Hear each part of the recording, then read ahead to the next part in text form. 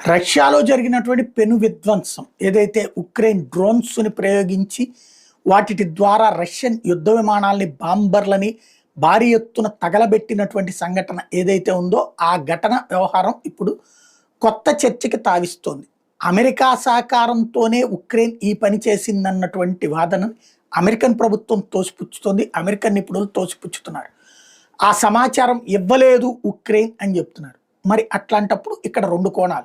ఒకటి, బయటికి చెప్పద్దు, అది డైరెక్ట్గా అమెరికా రష్యాల మధ్య శత్రుత్వం పెరుగుతుంది అన్న ఉద్దేశం అన్న అయి ఉండాలి.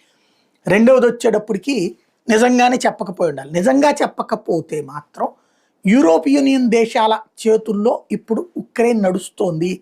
అమెరికాని పక్కన పెట్టి వాళ్లే ఈ స్కెచ్ మొత్తానికి సూత్రధారులు.